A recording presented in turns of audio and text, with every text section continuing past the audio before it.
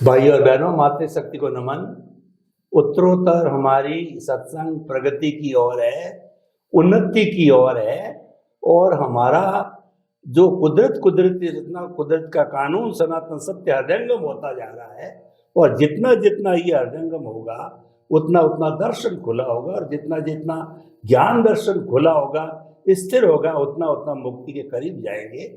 ये स्वामी जी बताते हैं। ऐसे स्वामी जी को पाकर के हम धन्य हुए, कृत्य कृत्य हुए। स्वामी जी समस्त श्रोताओं की तरफ से आपके प्रति कृतज्ञता, प्रणाम। जय सच्चिदानंद। जय सच्चिदानंद।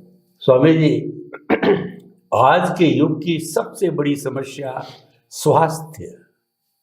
तो ये एपिसोड हम स्वास्थ्य को समर्पित करते हैं। जो है यूनाइटेड नेशन ऑर्गेनाइजेशन ने जो है उसकी जो स्वास्थ्य की संस्था है WHO, वर्ल्ड हेल्थ ऑर्गेनाइजेशन, उसने स्वास्थ्य को मूल रूप से 5 भागों में बांटा। यानी 5 तरह के स्वास्थ्य होते हैं, तो व्यक्ति को पूर्ण स्वस्थ गिना जाता है। पहली होती है हमारी शारीरिक स्वास्थ्य, जिसको फिजिकल हेल्थ कहते हैं। दूसरा मानसिक स्वास्थ्य, जिसको मेंटल हेल्थ कहते हैं। तीसरा जो है हमारा इमोशनल हेल्थ कहते हैं, जिसको भावनात्मक स्वास्थ्य कहते हैं। चौथा अध्यात्म स्वास्थ्य, जिसको कि स्पिरिचुअल हेल्थ कहते हैं। 5वां, जिस सोसाइटी में हम जीते हैं और कैसे अच्छे इंसान बन के जीते हैं, सोशल हेल्थ को वो कहती है कि 5 अच्छे हो तो जो है बहुत बिरला कोई भाग्यशाली व्यक्ति हो जिसको 5 ही मिल जाए।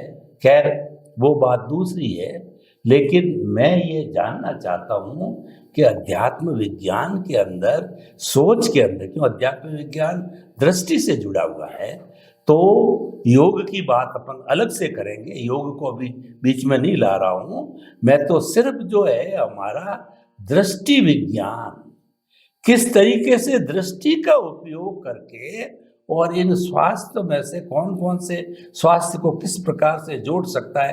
5 को अगर जोड़ता है, क्योंकि वो तो सनातन सत्य है, वो तो सब कुछ कर सकता है, वो तो सबका मालिक है, वो तो होलिस्टिक है, उसके ऊपर तो कोई है ही, वो स्वयं परमात्मा है।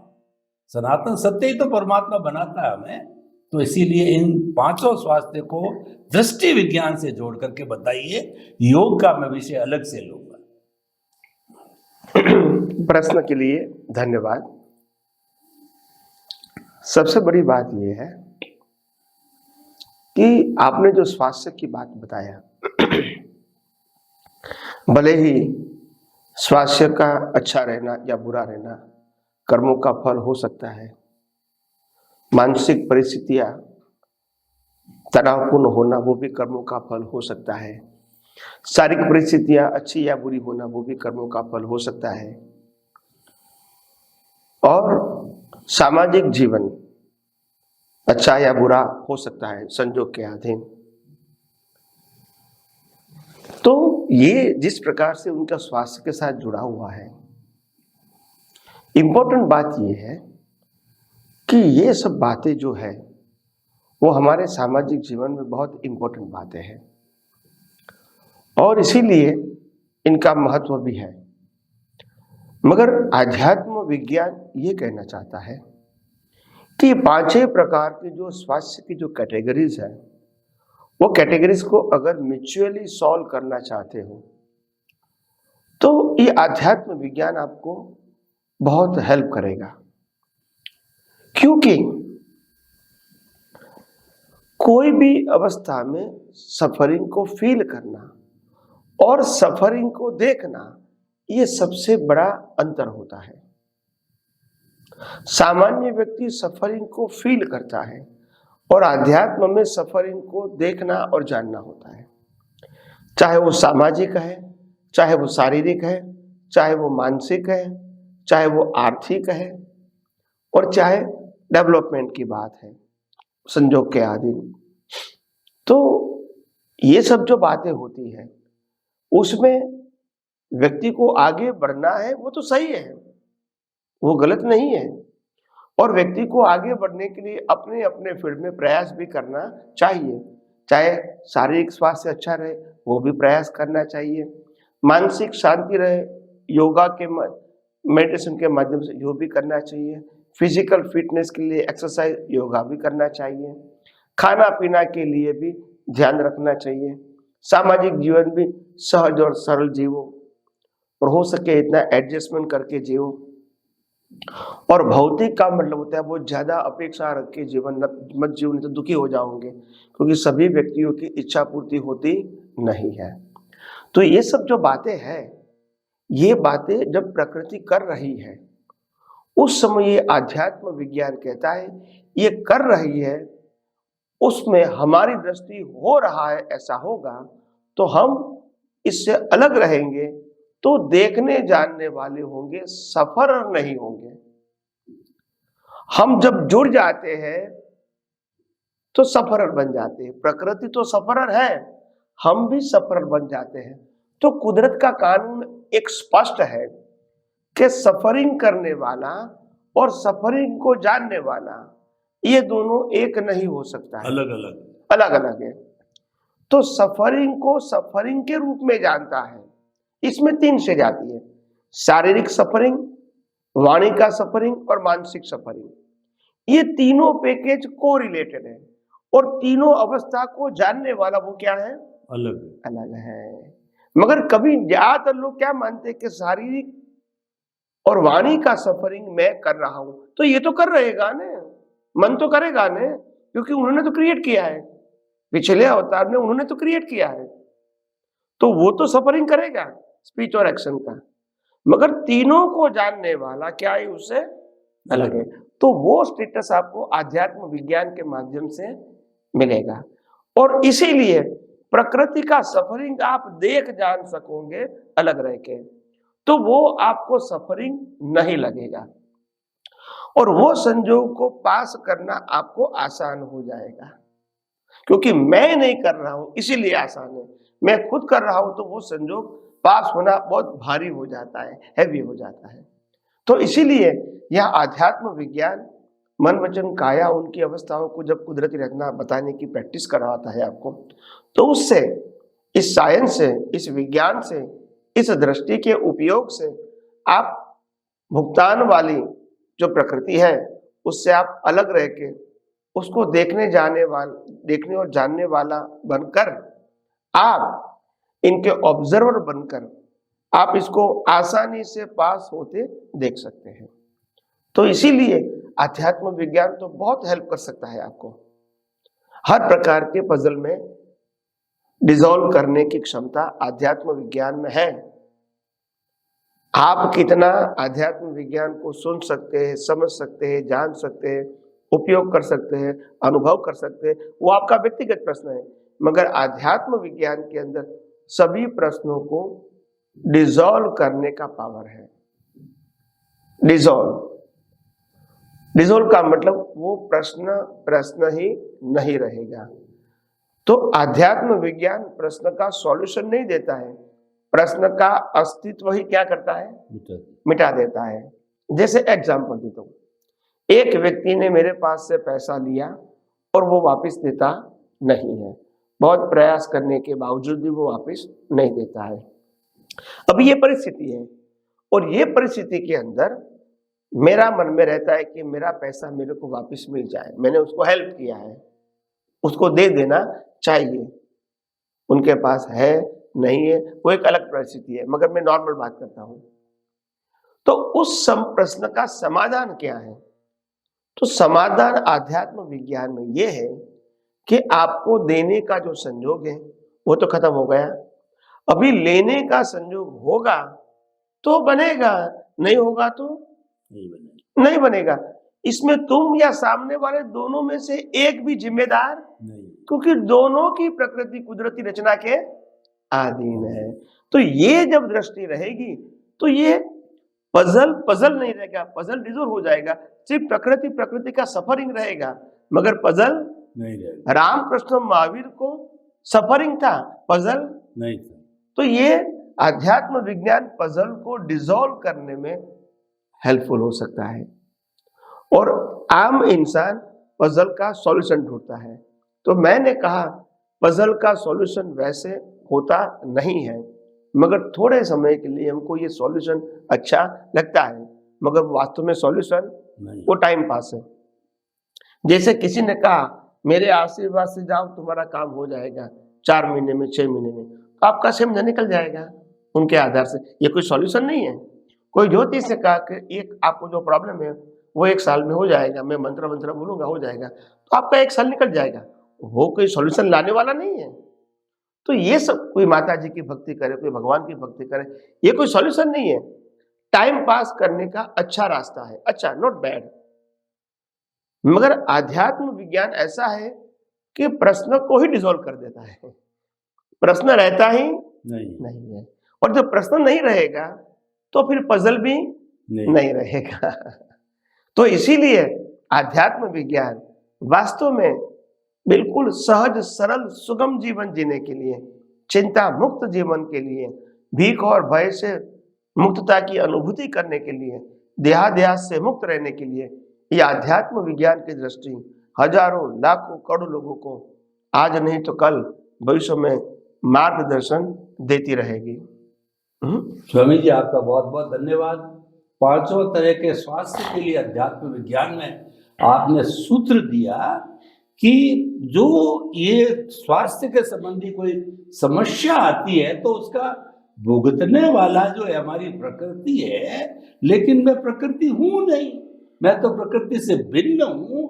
जब आप अपने आप को ऑब्जर्वर मानते हो, दर्शक मानते हो, ज्ञाता दृष्टा मान लेते हो, अभ्यास करते करते कुदरत चिंतन और कुदरत के कानून से, तो धीरे धीरे आपकी जो ये सारी पजल समस्या है अपने आप डिसॉल्व हो जाएगी। आपने शब्द डिसॉल्व बहुत अच्छा उपयोग में लिया कि ये तो जड़ से ही समाप्त हो जाएगी, प्रश्न स्वयं समाप्त हो जाएगा। क्योंकि पजल तब होती है जब आप उसके साथ जुड़ते हो। आप तो बिल्कुल जब अलग रहोगे, मैं तो प्रकृति हूं ही नहीं, ये तो मेरा पड़ोसी है। जब आपने इसको पड़ोसी मान लिया, अपने पड़ोसी का बेटे के कुछ हो जाए, मेरे खुद के बेटे के लिए हो जाए, तो कितना फर्क होता है। तो मैं और मेरा जो है वो जब आपने उसके ऊपर क्रॉस ही मार दिया तो अपने आप स्वास्थ्य ठीक रहना ही है। तो वास्तव के अंदर हमारा कुदरत इतना, और कुदरत का कानून होलिस्टिक है, ये सभी समस्याओं को डिसॉल्व कर देता है। समस्या रहने ही नहीं देता, प्रश्न खड़ा ही नहीं करने देता, समाहित हो जाता है। तो बहुत सुंदर आपने दिया स्वामी जी, आपका बहुत बहुत धन्यवाद। स्वामी जी, स्वास्थ्य से जुड़ी हुई बात करता हूँ कि हमारा जो भारत है वह योग इसकी कृति है। योग का जन्म भारत में ही हुआ। ऋषि मुनियों ने योग का परिभाषा की, योग के ऊपर पुस्तकें लिखी, बड़ी बड़ी योग सूत्र लिखे, और उसके साथ इस योग को जिया।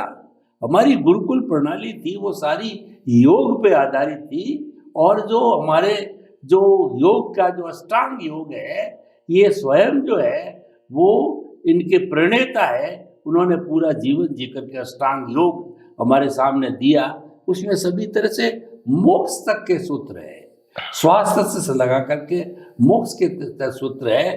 तो उसके पैरेलल जो है मैं आपको बताना चाहता हूँ, प्रश्न करना चाहता हूँ कि योग जिस तरीके से एक आदर्श है मोक्ष का जीवन प्राप्त करने के लिए, तो योग से आप योग को सनातन सत्य से कहिए, दृष्टि विज्ञान से कहिए, कुदरत के कानून से कहिए, दोनों को जोड़ करके ये बताइए कि दोनों सिमिलर है, पूरक है, और दोनों एक ही काम करते हैं, एक ही माँ के जुड़वा बेटे हैं, दोनों वहीं से प्राप्त हुए। तो कृपया इसको थोड़ा योग को जो है हमारे सनातन सत्य से जोड़िए तो बहुत बड़ा काम हो जाएगा।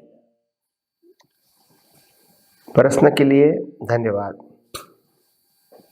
देखो, हमारे व्यवहार जीवन में योग और भोग दो चीज है। भोग का मतलब भुगतान करना, योग का मतलब साधना। साधना अलग अलग प्रकार की होती है।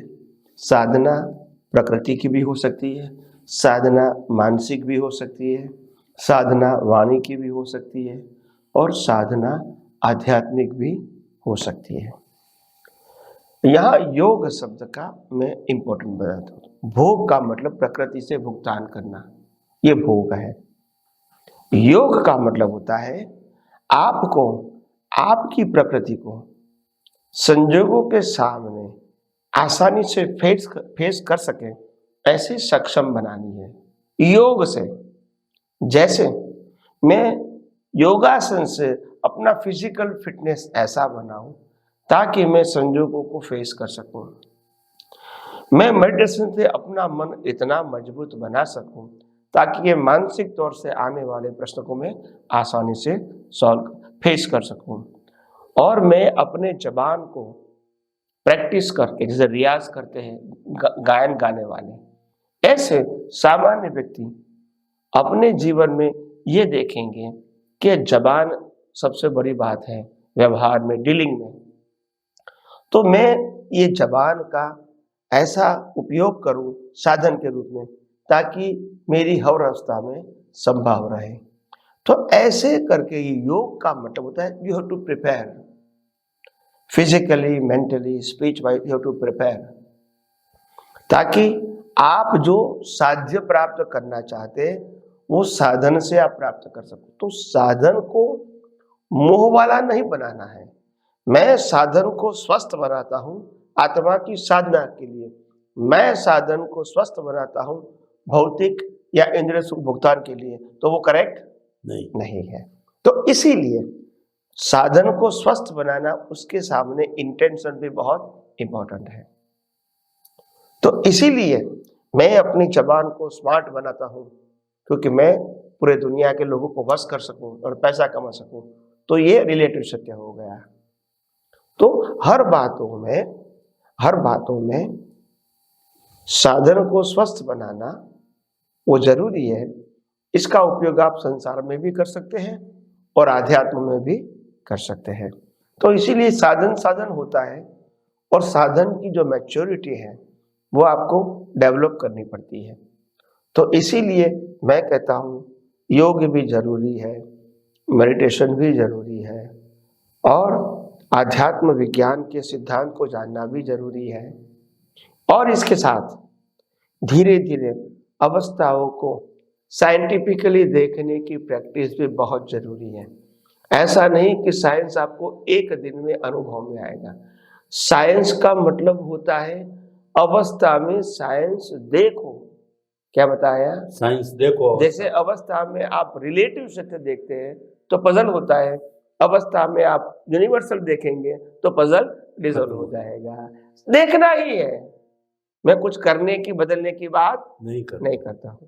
तो इसीलिए बहुत इंपॉर्टेंट है। और मैं समझता हूं जिनको भी सोशल लाइफ में आगे बढ़ना है, कॉमर्शियल लाइफ में आगे बढ़ना है, आध्यात्मिक लाइफ में आगे बढ़ना है और धार्मिक लाइफ में भी आगे बढ़ना है, सबके लिए ये बहुत जरूरी है कि कैसे भी करके वो योग से अपने मन वचन काया को स्वस्थ बना के सभी अवस्थाओं को आसानी से वो फेस कर सके।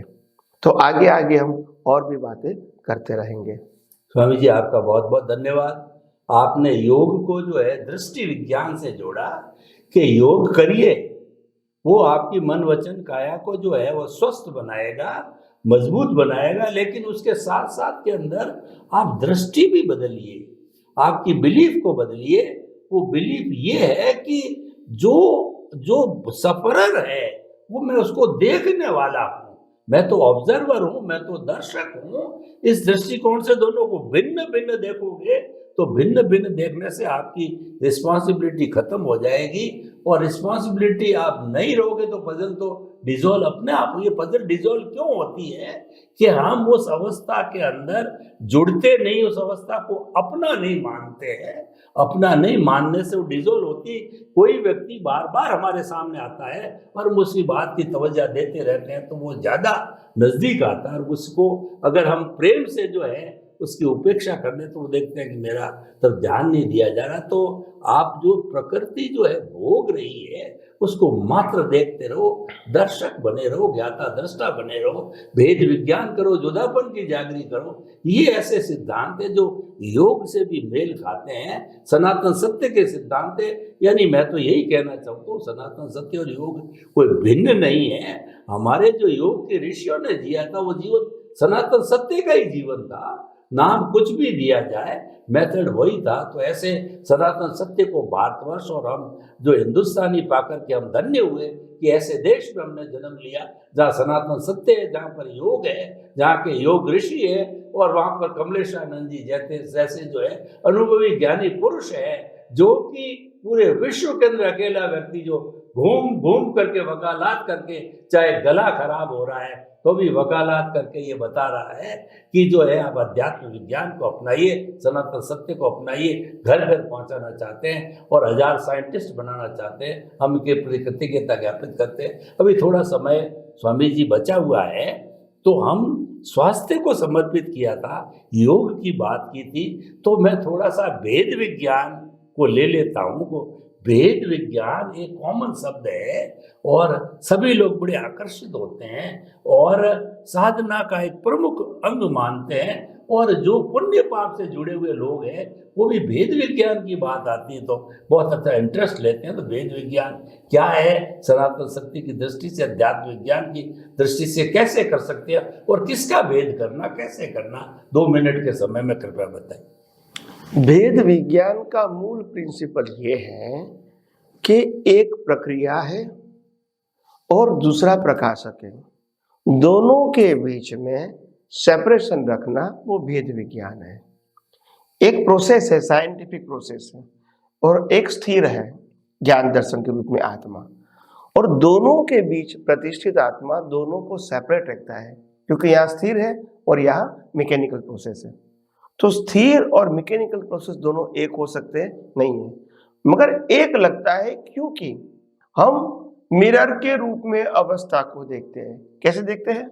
मेरे रूप में, मिरर के रूप, और जो मिरर में दिखता है वही हमको सही लगता है। हालांकि मिरर में जो दिखता है वो अवस्था है। क्या है? अवस्था, हकीकत नहीं। और मिरर को हम सही मानते हैं, मिरर में दिखी हुई अवस्था को सही मानते हैं, ये अज्ञान है। और इसीलिए हम जो अध्यात्म के मार्ग में भेद विज्ञान को जान के जो आगे बढ़ना चाहते हैं वो नहीं बढ़ सकते हैं। क्यों नहीं बढ़ सकते हैं? क्योंकि भेद विज्ञान का मतलब ही यही है कि जो हो रहा है इसको आप कुदरती रचना ही देखो, इसको टच मत करो, करेक्शन मत करो, सुधारो मत, और मेरा है, मैं कर रहा हूं, ये भी मत मानो, क्योंकि तुम हो वो ज्ञान दर्शन के रूप में परमानेंट स्थिर हो, और ये क्या है? परिवर्तित है। तो भेद विज्ञान का मतलब स्थिर और परिवर्तन को, परमानेंट और टेम्पररी को अलग रखो, अलग देखो, अलग अनुभव करो, और दोनों को अलग रखना ही आध्यात्म है। करेक्शन करना वो आध्यात्म नहीं है। तो जैसे जैसे आप आगे जाओगे धीरे धीरे आपको समझ में आएगा। स्वामी जी आपका बहुत बहुत धन्यवाद। भेद विज्ञान का अर्थ होता है प्रकृति और पुरुष को अलग रखो, शुद्ध आत्मा को और आप जो भोग रहे हो दोनों को अलग रखो। बहुत सुंदर परिभाषा दी, आपके प्रति बहुत कृतज्ञता। जय सच्चिदानंद। जय सच्चिदानंद।